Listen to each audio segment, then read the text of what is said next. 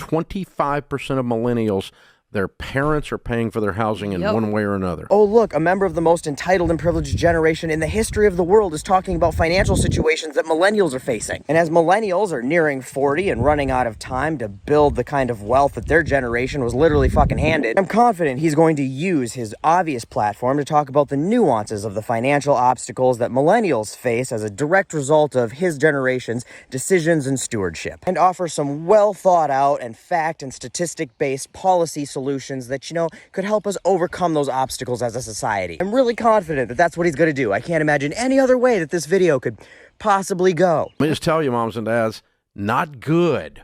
Not good for your little millennial. I agree. Not good, that our generation can't afford basic life necessities like food and shelter and healthcare. I will say, though, little millennial sounded a tad condescending. We're like in our fucking 30s and 40s now. You're shaking my confidence just a tad on where you're going with this, Grandpa. They are much better off to face some calluses, some stress, some hard times, make some hard choices, stand up and square their shoulders and be a man, be a woman, instead of a child. There it fucking is. Can we, just agree as a society that we need to stop giving microphones to Bootstrap boomers? They've said enough dumb shit publicly to last us for ever. All right, Dr. Philibad financial advice. What kind of stresses, what kind of calluses do you think that we need to square our shoulders up and face? Would it be like when we were 17, 18 years old and y'all were like, you have to take out all these student loans to go to college. But then you're like, oh, no, but we're not going to help you because, going through this financial strife will make you build character. That's what I did. I got a summer job and I paid for my college education. But then neglected to tell us that your college education was the price of a 10-piece McNugget and your student loans were straightforward, simple interest, set term loans. And that's if you had to take out loans at all, because you basically could get your degree out of a fucking Happy Meal. Maybe you could have given us just a little head warning that you assholes had been voting for the worst education policy humanly imaginable, and the cost of tuition from when you guys went to college to when we went to college went up 3,700%. Then on top of saddling us with exorbitant education costs, y'all decided to go ahead and change how the loans work too. Why should we enjoy the same set limit style loans that you guys got to enjoy when you could give us credit card style loans that we can't file fucking bankruptcy on? Yeah, our student loans are literally predatory loans. They were designed to accrue a bunch of interest on the front side while we were in school and then apply all of our payments to that interest rather than part of it to the principal, so you can never pay them down. That's why there's a bunch of millennials who have never missed a payment on their student loans for well over a decade and owe more than what they took out. So that's been a little stressful, a little callous on us. So was that not enough character building? Guess not, since y'all decided to tank the economy into the biggest recession since the Great Depression right as we're entering the workforce. Kind of hard to get that good job to pay off all those student loans that you told us to take out when you made sure that there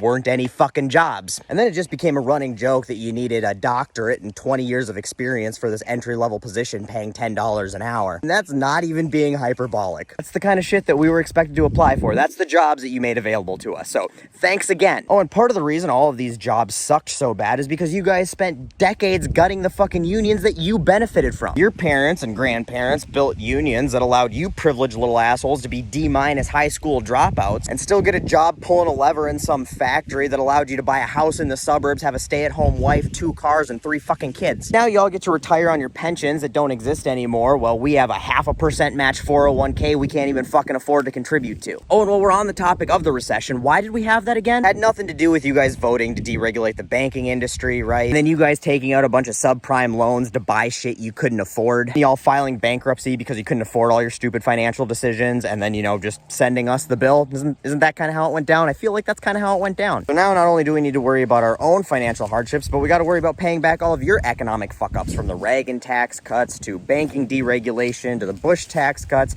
to 20 years of war to Trump tax cuts. Now you're acting like it's our fault that 25% of millennials need help from their parents to keep a roof over their head. I suppose the dementia fog's a little too thick for you to remember what the average house cost was when you were a first-time home buyer. It was about $82,000. If home prices had matched inflation, the average house should cost less than $200,000. I don't know if you scrolled through Zillow lately, but the average house price is $428 fucking grand. Now, over the last 30 years, house prices have gone up over 300%. Inflation-adjusted median income has gone up 17%. In fact, by the numbers, millennials are statistically the most unlucky generation financially in U.S. history. Being that, objectively, by the numbers, our generation has dealt with more stress and callous than people like you could even fucking fathom. Is it enough, or do we need some more? And now I get that this Bootstrap bootstrap bullshit rhetoric that y'all are constantly spewing makes you feel better about the fact that you were handed absolutely everything in life and yet all you managed to accomplish was setting the fucking world on fire. But we're gonna need you to shut the hell up about it and get the fuck out of the way so we can try to fix your mess. Or we're gonna need you to provide some hard data, some hard facts, maybe some charts,